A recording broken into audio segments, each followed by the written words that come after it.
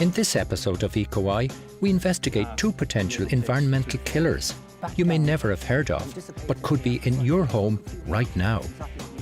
One is invisible and odourless, in the air we breathe. And the other so small it may be lurking in the water we drink.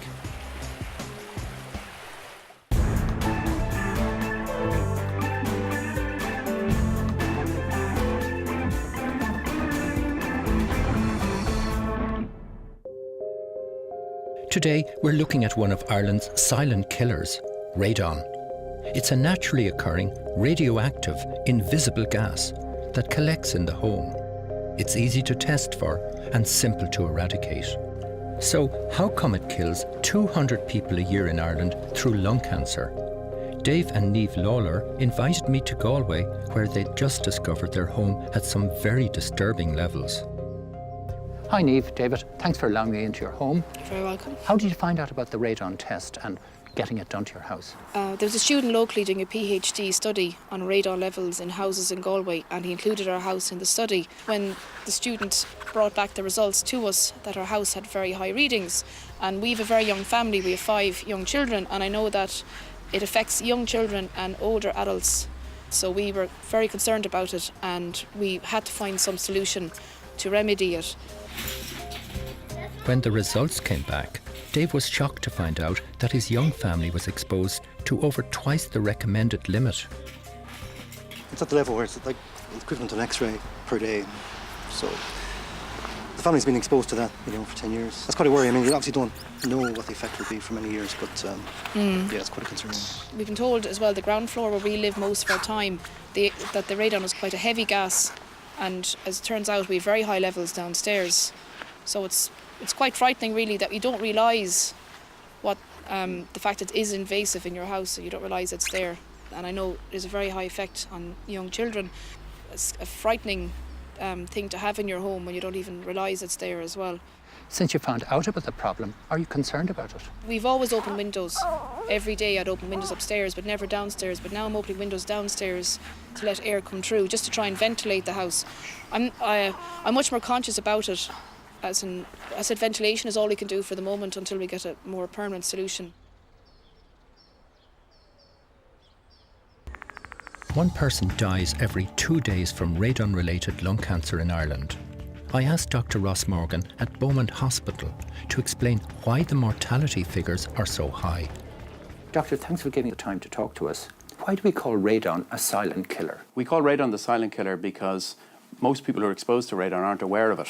And if you're exposed to radon for a long period of time, it is a known carcinogen and can give rise to lung cancer in a certain amount of patients. If we were to look at here, we can see here in the centre, this is the windpipe of the lung, okay? And the lungs are exposed on the right and left. And these are the branches of the airway. So as we breathe, we filter about 6 or 7 litres a minute of air into the lungs. So anything that's contained in that air, so whether it be smoke or whether it be radon gas, is carried through the lungs and can affect the lining of the inside of the lungs there, if you like, the skin on the inside of the lung.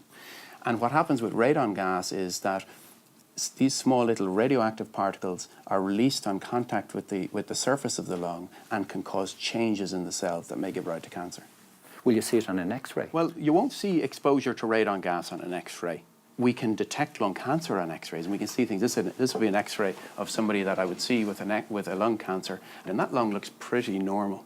But on this side, on this lung, the first thing you notice is the lung looks a bit smaller. It's been pulled up a little bit, and in this area here is unfortunately what looks like a lung tumour or lung cancer.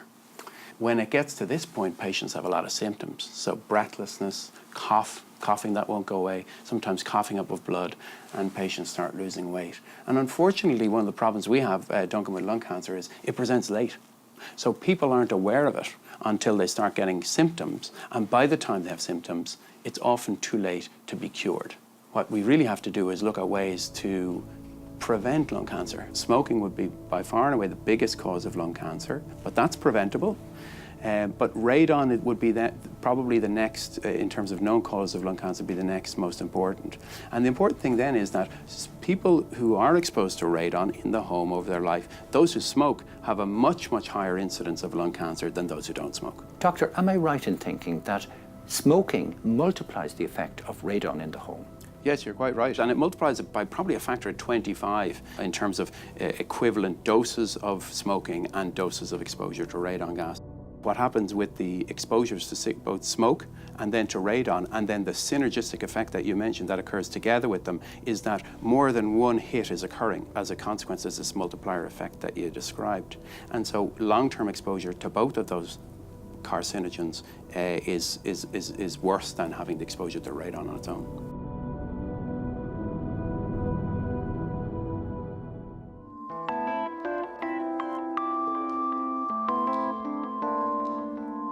Dr. Morgan's statement about lung cancer presenting late really made me think.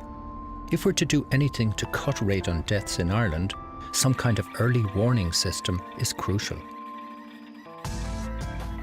I went to the Dublin laboratories of the Radiological Protection Institute to meet Dr. Anne McGarry and her team of scientists. Here they monitor our exposure and estimate that 250,000 people are living in homes with cancer-causing levels in Ireland. The way radon is measured is with two little detectors like this. We recommend that people put one in a bedroom, one in a living area, because that's where you spend most of your time. So these are tightly closed together.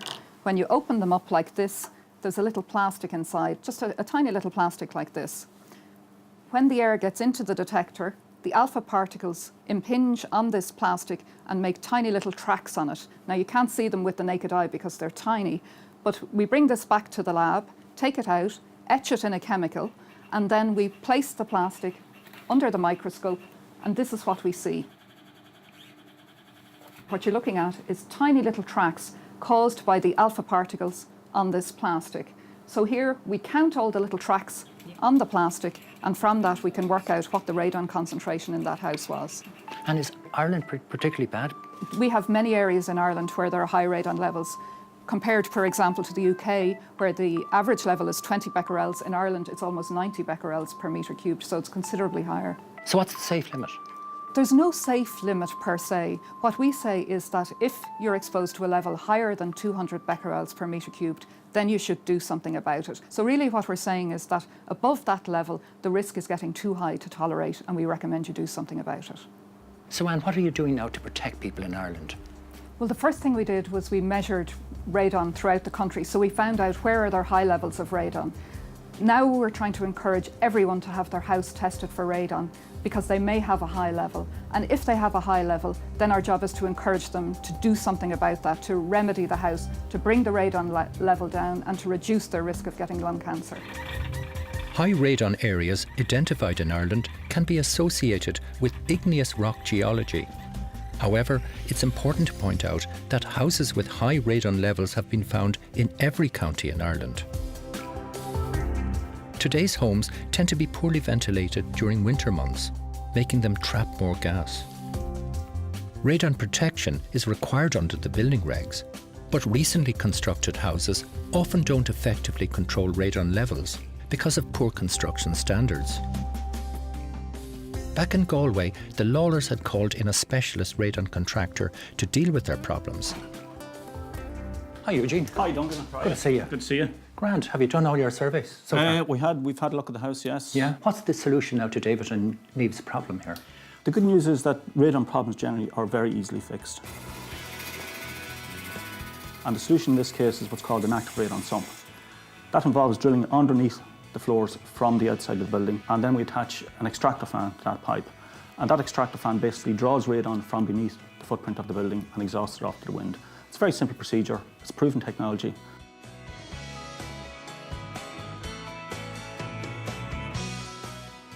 So that's smoke now. It's not radon, but it gives the same effect. You can see the way it's seeping up here. It's under pressure coming in and it's spreading. Eugene, this is amazing.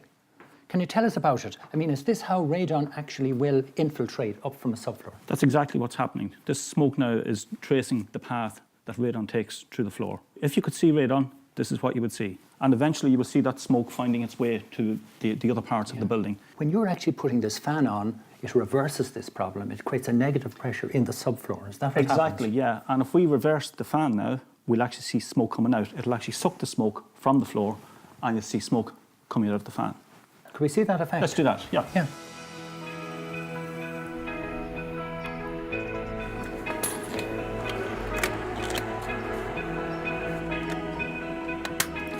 Right, so we see the smoke now being sucked out of the room. Precisely. And that's what typically is happening. Precisely. The radon will be pulled from under the subfloor, and any that gets into the house is being pulled back down and dissipates into the atmosphere. Precisely. If you could see radon, that's exactly what you would see. Niamh, what would you say to others in their homes, like yourself, watching the programme tonight? Well, the testing is a very simple process. It's just leaving 2 small monitors in 2 rooms in your house for 3 months. The RPII can supply the monitors, and I think it's a very worthwhile thing to do because, as I said, the dangers are so high. I kind of feel guilty that we didn't do this sooner, but now that I know it's a very simple process and it's a very worthwhile process as well. It's clear that the health impacts of exposure to radon gas in the home can be very serious and cause lung cancer. The good news is there are simple remedies that start with a test. My advice is simple. Have no future regrets. Carry out this test now. It will protect your family and put your mind at rest.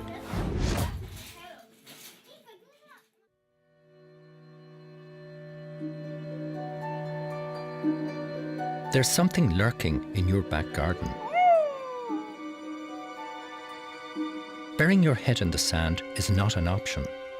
Out of sight, in this case, isn't out of mind. Money spent earlier rather than later isn't necessarily money down the drain. In this section of the programme, we're going to lift the lid on a nasty issue that's got the nation talking. Septic tanks. On-site wastewater treatment systems are used in 500,000 rural Irish homes. New legislation to regulate these tanks has come at a difficult time for householders. But why is this now an important national issue that affects the water we drink? I'm back in Dublin, and this is Temple Street Children's Hospital. I'm here to meet 2 doctors, and I want to find out what the links are between septic tanks and serious disease.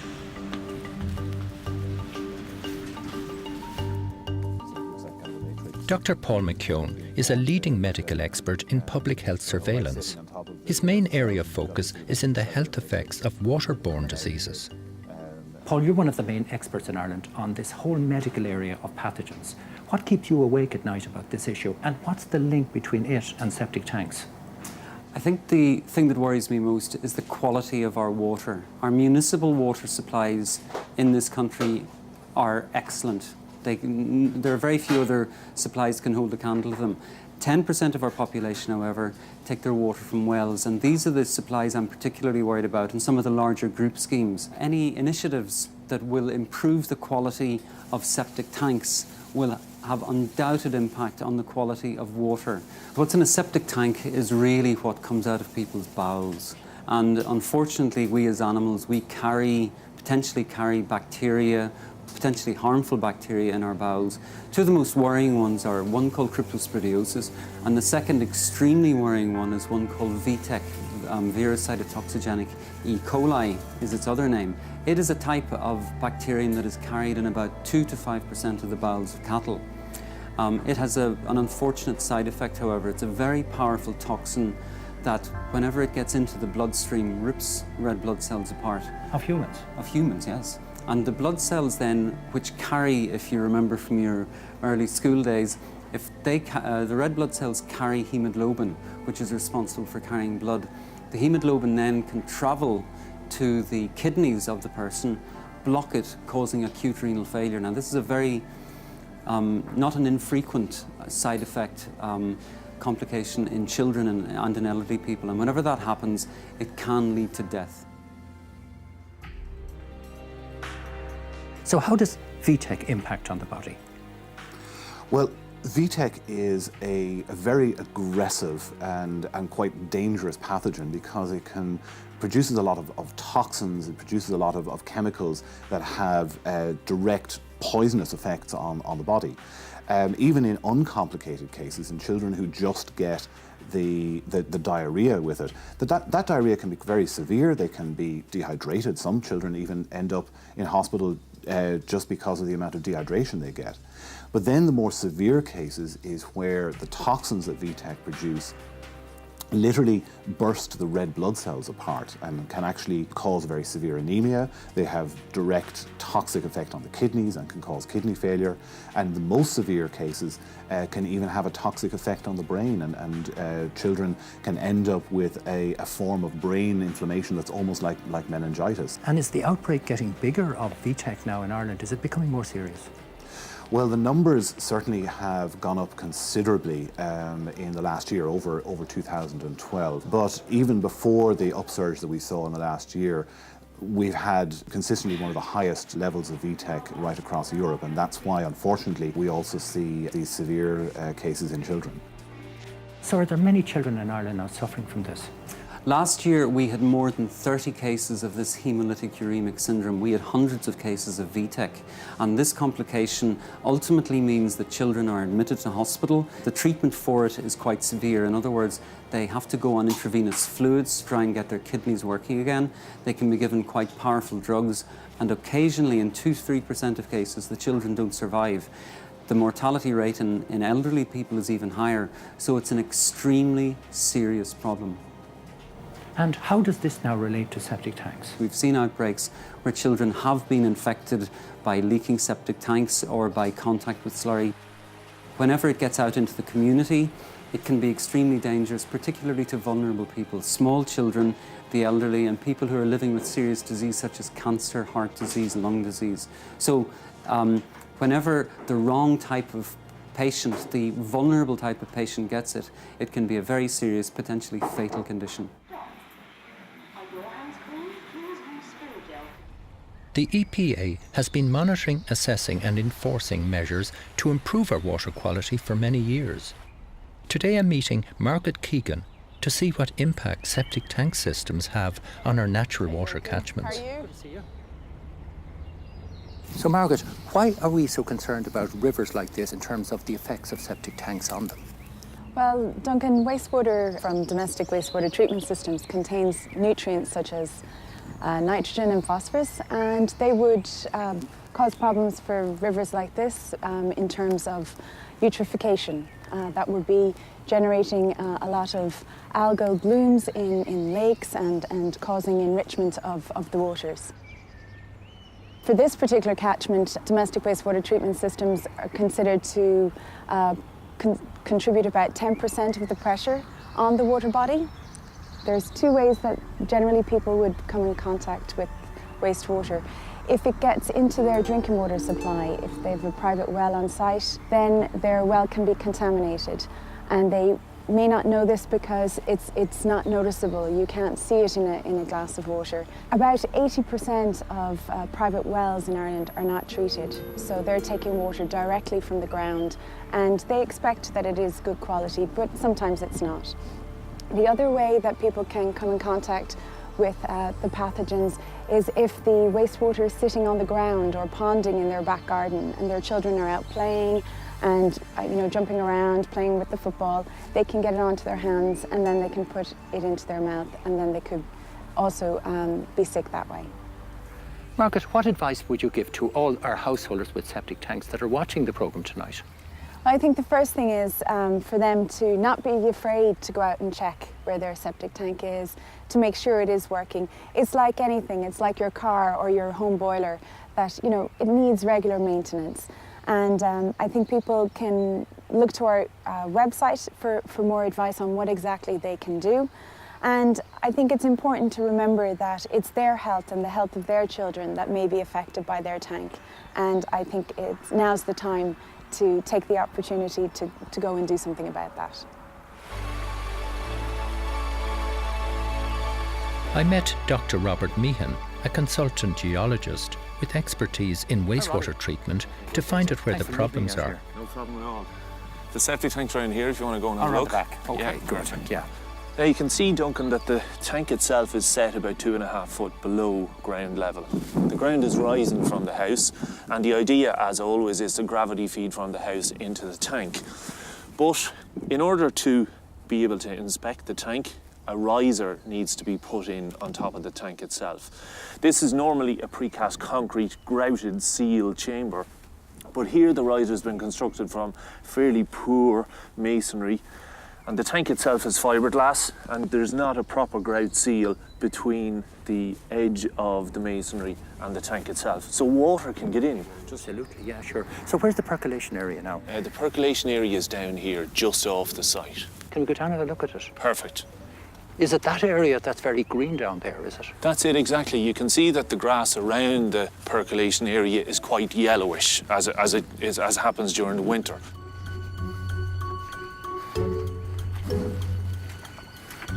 Oh, God. Oh. God, you could go right down there, couldn't you? This is the percolation area from the house itself. Is this sewage? This is sewage breaking out Raw at the sewage. surface. You can see that it's black, it's scummy, it's just bubbling up from the ground. The sewage cannot get down through the impermeable clay. Right, so what are the implications of this? The sewage itself has coming out of a house. If you have 100 millilitres of water in a glass, of the effluent in a glass, you've got about 1 million bacteria. This sort of stuff, even though it's been partially treated, you're still talking tens to hundreds of thousands of bacteria. And those bacteria are very dangerous. They're pathogenic organisms. They can cause things like tummy bugs, gastroenteritis. They can cause meningitis, potentially polio. There's a lot of very dangerous organisms in septic tank effluent. And there's the potential for people to get very sick if they come in contact with this. We're sinking here. Can we move out of it? Yeah, let's get out of it. Yeah, and you can get the smell there. Are they the real telltales now, ponding and smells? Yeah, ponding and smells are the first things that indicate that there's a problem generally. In summer, you will have flies around the system. You can potentially have breakout at the surface like we've seen over here. You will have vermin potentially as well, actually living around the area because of all the insects. So yes, it is quite apparent if there is a problem. So we shouldn't be afraid of getting an inspection carried out? I don't think so. I think the inspection regime is designed to benefit both the householder and the general environment. Ensuring your septic tank system operates properly, in most cases, is simple and cheap, and involves desludging on a regular basis. However, if the system has been improperly installed, it may be expensive to remedy. Tell me about the system they're putting in specifically. The system is a BAF, a biofilm aerated filter system that basically blows air into the effluent and treats it. And that will then pump it, the treated effluent, which has had all the bacteria removed, into the percolation area. Local authorities will now be conducting inspections in known problem areas. If an inspection fails, there is now a grant available for up to 80% of the costs, but only those who have registered their system by the 1st of February 2013 will be eligible for the grant. There are 500,000 septic tanks in Ireland. Leaving them unchecked essentially creates time bombs buried in our own backyards. As an architect, I'm very conscious of the need for us to get our septic tanks registered and inspected. So what would you say to householders out there that are somewhat apprehensive about this? I would say that it's crucially important that they should. We know from data, from evidence, that septic tanks contribute to cases of illness, outbreaks of illness possibly, of VTEC and cryptosporidiosis. No other single public health measure has meant more to humanity than clean water. And I think we can all forget this. So I would like people to remember that in safeguarding, registering and safeguarding their septic tanks, they will be doing a public good. They will be protecting their family. They will be protecting their neighbours. We're here in Temple Street Hospital. Every year we see dozens of children who suffer the serious after effects of VTEC, and I want to see those numbers vanish. Like radon, the only way you'll know if you have a problem is if you register and get a test. Let's all play our part in protecting our water.